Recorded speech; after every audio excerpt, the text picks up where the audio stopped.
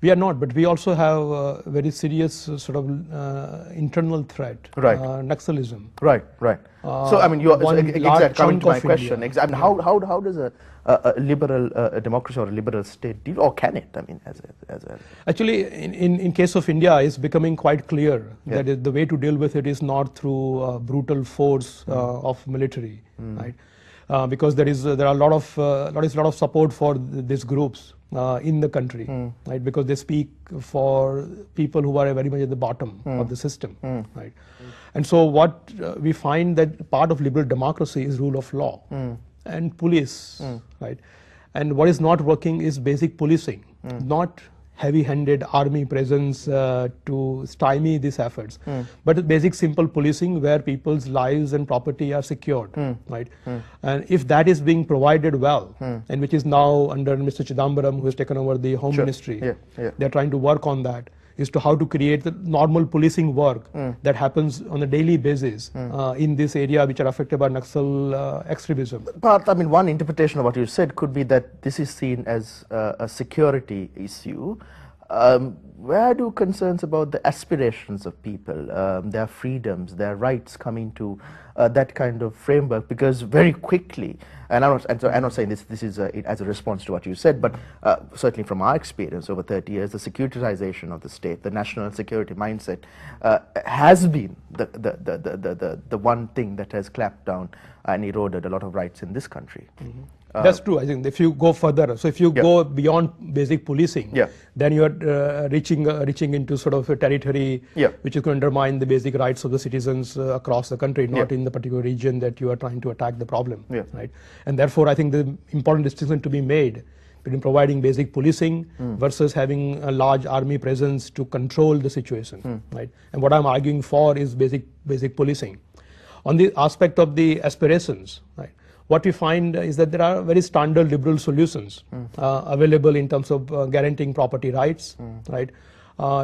Any taking of property, say of the tribals, of the poor people in some of these very poor districts in India, should be voluntary. So one of the bills we are working on is actually taking away the eminent domain powers of the state, right?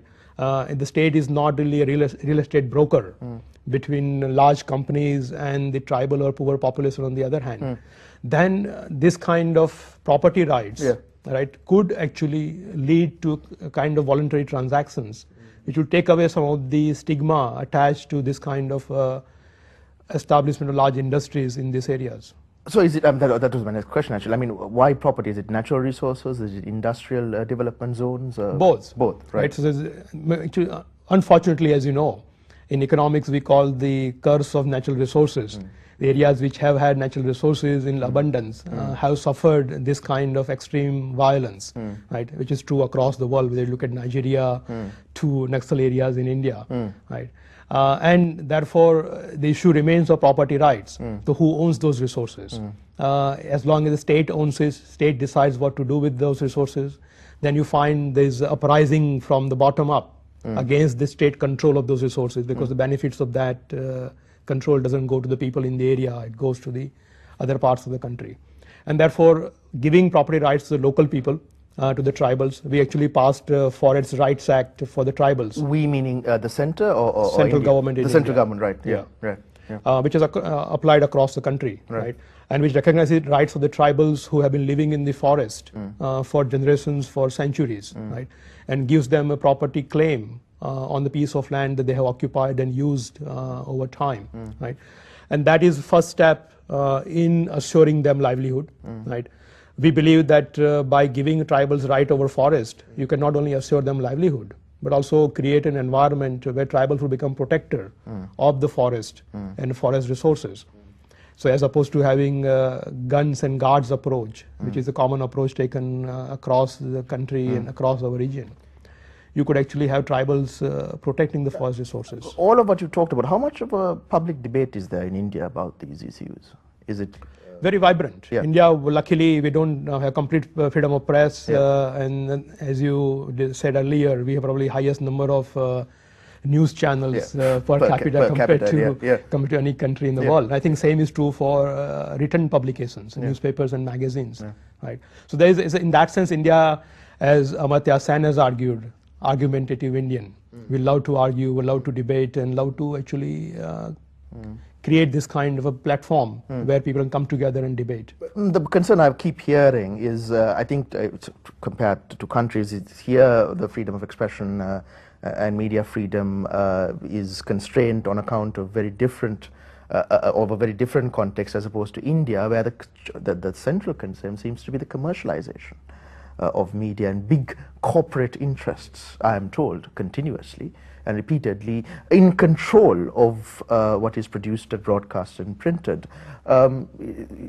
Surely that's illiberal. I mean, yes, there are two ways of looking at it. A friend of mine who writes a regular column in Times of India, he thinks we should not treat media any differently than we treat food companies or cell phone companies. They are in the business to make profit, and they will find ways to make profit for themselves to the extent allowable by law, right?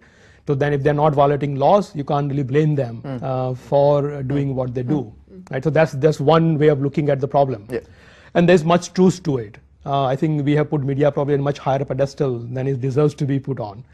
At the same time, media does perform an important social function, which cannot be overlooked compared to other private sector businesses. Right? And given that role, media has to figure out some way of self-regulating. Right? And that is where the debate in India lies. How do we create associations and platforms where media is able to come together and figure out what is allowable and what's not allowable, and police itself, as opposed to having a state law to control them or to police them. Good example would be the coverage by the media of the attack in Mumbai, right? And 2 years ago. And quite in that heat of the moment, in a sense, media broadcasted scenes which gave clues to people, operators outside the hotel, to tell the people inside the hotel, the terrorists, what to do and how to behave themselves. So how do you respond to that? I mean, is it state regulation, self-censorship? But great thing happened when state could not have predicted such things.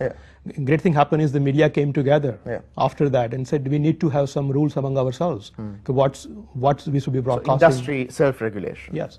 And government of course would play a role in that. Right. So there are of course a party at the table to decide what rules should be framed and how they should be enforced. But it's not that diktat. But because it's impossible to decide these things a priori. It's impossible to enforce them across this vast country with so many regional channels and language channels, right?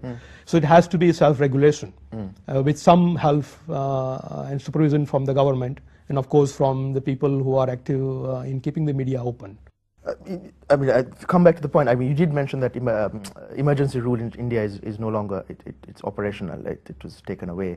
And how long was it there? Actually, a couple of years, right? Just 2 years. 2 years. At the end of the 2 years period, Indira Gandhi decided that she would win the elections, so that she declared elections, and unfortunately she lost very badly.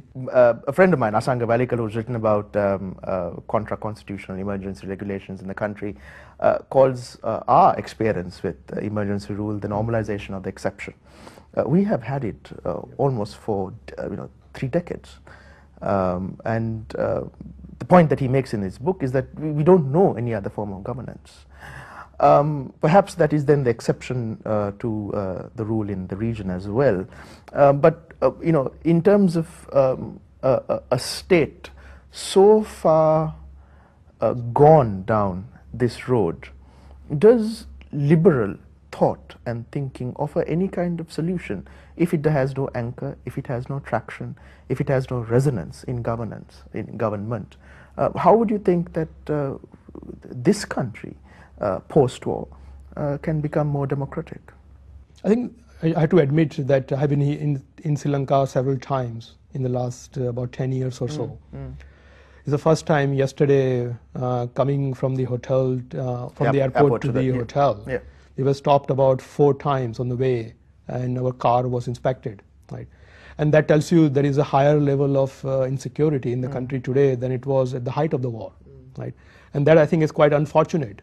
That after having, in a sense, settled the war, you would think that Sri Lanka would move towards much more open democratic space. Maybe to ask, I mean, what compelled India to, or Indira Gandhi at the time? I mean, it might have been domestic politics, it might have been, was it domestic politics? Was there it was unpopular, obviously, at the end of the day, right? I mean, yes. What prevented I think what happened is that she was so convinced by the small group of advisors she had around herself, right?